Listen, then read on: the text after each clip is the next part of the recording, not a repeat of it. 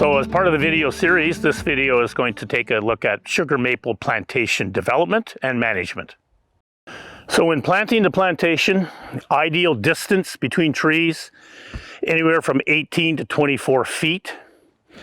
What you do in planting is you just literally dig a fairly large hole to put your maple in. You're gonna have to use a shovel and get yourself a hole for your tree when you bring your tree to the planting site. Yeah, this was all open ground. Okay, so here's an ideal tree right here. Of course, it's Renfrew County. We've got a lot of rocks. Look at that. So you find a nice sugar maple in your sugar bush or in areas that have naturally seeded in, and cut a ball similar to the size of the hole that you have in the plantation. Dig all the way around. This is a nice one. No double top. Real beauty.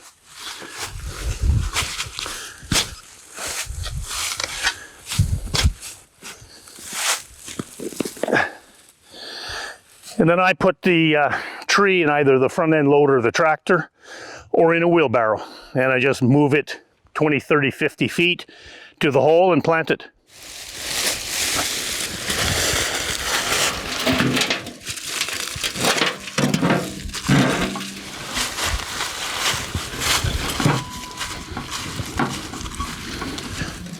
So you just try to keep the root ball intact. Go to your hole, into your hole, use some of the remaining soil, fill it back in.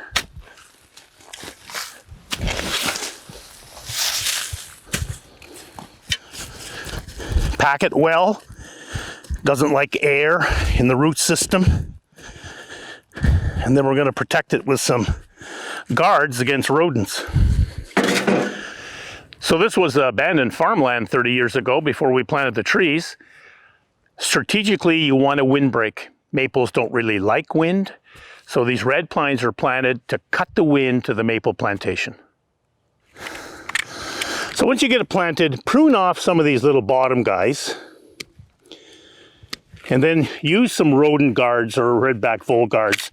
They come in different sizes. This one's obviously too long, and they girdle right at the floor of the forest. So what you want to do in the winter, protect it against that girdling and then remove them in the spring, because earwigs and bugs will get in there and literally chew your seedling. Some tree growers like to use this little casing. This will protect the tree a bit from Sunscald in the winter. I don't have a lot of faith in these. It tends to warm up the tree too much. I've used them, but I haven't had great luck. But you can experiment in a couple areas and see if it works for you. Ideally, most plantations space the trees 18 to 24 feet. Gives you room for the crown to grow, and you can maintain your plantation. Planting times, good in the fall, good in the spring. The fall I like because I'm not as busy as the springtime due to sugaring time. So after planting, some growers like to put some kind of mulch which prevents grass competition. Putting newspaper down and wood chips is good. Wild turkeys love it too. They go and scratch it all up and scatter it around. Don't use cow manure or anything like that. It's too rich and will burn the tree. So we're in white-tailed deer country. White-tailed deer love the top of the maple buds, especially in the summer when you've got a young sapling. This page wire fence is a deer exclosure. So it does two things. Keeps the deer away from your small plant, from nibbling the top, and then prohibits the bucks from rubbing their antlers against it in the fall and destroying the base of your tree. When your tree gets older, it's probably smart to prune some of the branches. It allows you some mobility around the tractor when you're mowing. I just use a simple Swede saw. Don't cut way out here. Don't cut right close to the branch. You want to cut right where the branch kind of joins the tree. After you cut it, just leave it. Don't put any treatment on it. Good time of year to cut it is in the fall. and the winter. When you mow your plantation, it's obviously difficult getting close to the tree, and you're going to get suckers. So this is just some basswood that was prominent probably when the tree was planted. You just get a little pruner, just get down and prune them up, and that'll prevent stealing of some moisture and some nutrients for the sugar maple. So at times you're going to get double stems, and some people really find that objectionable and cut the stems out. I don't really mind. It's a plantation. And if they're not joined down at the bottom, then you've got options in the future. If you get rot, or you get some type of Utapella, or even a prominent double fork, you can then cut it out later. So here's another double tree that is different than the previous one. This is really joined down here. Some of the science shows that these will feed each other with sap down the road.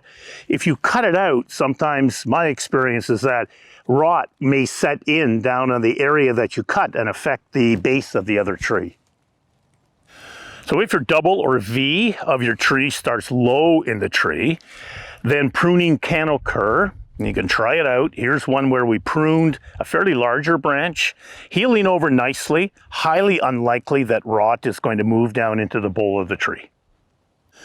Here's a nice maple with a V even lower yet that we pruned off.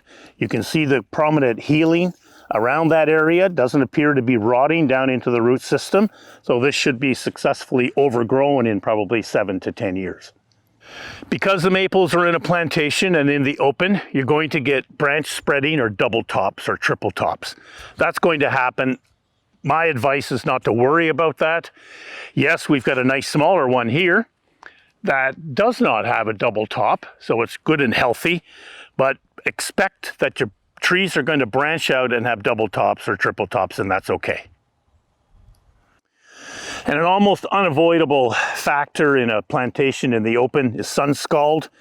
So what it is February, March, the sun heats the bark. It literally blisters as it cools and heats, causing a very severe scar. Here, this scar is healing over quite nicely, and it should provide strength for the tree. The rest of the tree is really healthy. And so by 7 to 10 years, again, this should be healed over.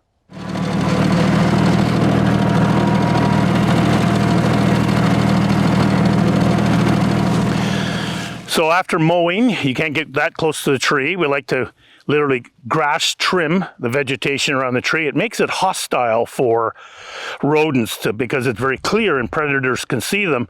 So you just clean it up. It's not that much work. You do it in the fall and the tree is really tough then. It's not going to chip your bark.